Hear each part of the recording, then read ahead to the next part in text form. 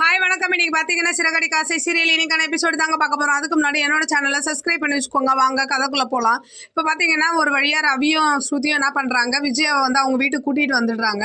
கூட்டிகிட்டு வந்தோடனே அவங்க என்ன பண்ணுறாங்க, டீ கொடுக்குறாங்க. அது பார்த்தீங்கன்னா ஒரு பிளாக் டீ. அது வந்து விஜயாவுக்கு பிடிக்கல அப்படின்னு நினச்சி பார்க்குறாங்க. மீனா போடுற காஃபி அவ்வளோ சூப்பராக இருக்கும், இருந்தாலும் நம்ம குறை சொல்வோமே அப்படின்னு நினச்சிட்டு அந்த டீ எடுத்துகிட்டு போய் வாஷ் மிஷினில் கொட்டிடுறாங்க. அடுத்த சீன் பார்த்தீங்கன்னா சிந்தாமணி என்ன பண்ணுறாங்க, இவங்களை எப்படியாவது கதற உண்ணோன்றதுக்காக இவங்க வீட்டுக்கு விஜயா வீட்டுக்கு வராங்க. அவங்க தான் ஆல்ரெடி கிளம்பிட்டாங்க இல்லையா, அப்போ வீடு பூட்டி இருக்கு, சீல் வைக்க போகிறாங்க.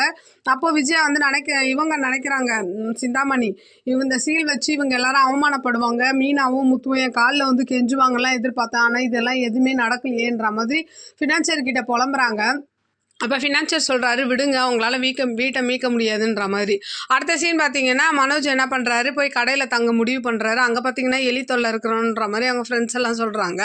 அடுத்த சீன் பார்த்தீங்கன்னா இவர் என்ன பண்ணுறாரு, அண்ணாமலை மீனா வீட்டில் இருக்கார் இல்லையா, அப்போது வந்து மீனா அவங்க அம்மா கேட்குறாங்க, ஏன்டி உங்கள் மாமியார் மட்டும் நம்ம மேலே இவ்வளோ கோவமாக இருக்காங்க, இங்கே வரக்கூட மாட்டாங்களேன்ற மாதிரி சொல்ல, அவங்க அப்படிதாம்மா, அதான் மாமா வந்திருக்காருல்ல அப்படின்ற மாதிரி சொல்லி எல்லாரும் சாப்பாடெலாம் போட்டு அவருக்கு படுக்க பெட்டெல்லாம் வாங்கிட்டு வந்து கொடுக்குறாங்க. இதெல்லாம் தேவையில்லாத விஷயன்ற மாதிரி இவர் அண்ணாமலை சொல்லிட்டு இருக்காரு. அது மட்டும் இல்லாமல் ரேகா என்ன பண்ணுறாங்க, அண்ணாமலைக்காக சமைச்செல்லாம் எடுத்துகிட்டு வந்து எல்லாரும் பரிமாறி ஒரு மாதிரி சாப்பிடும் போது அப்போ அவர் சொல்கிறாரு, வரும்போது அவ்வளோ கவலையோடு வந்தேன், ஆனால் இப்போ எனக்கும் மனுஷங்க இருக்காங்கன்னு ஒரு நிம்மதி இருக்குன்ற மாதிரி சொல்கிறாரு அண்ணாமலை. அப்படின்னு இன்னைக்கான எபிசோடு முடியுது. பார்க்கலாம் நாளைக்கு என்ன நடக்குதுன்னு பார்த்து நான் உங்களுக்கு ரிவ்யூ கொடுக்குறேன். என்னோட சேனல் பிடிச்சிருந்தா லைக் பண்ணுங்கள், ஷேர் பண்ணுங்கள், கமெண்ட் பண்ணுங்கள். என்னோட சேனலை சப்ஸ்கிரைப் பண்ணி சப்போர்ட் பண்ணுங்கள். நன்றி, வணக்கம், பாய்.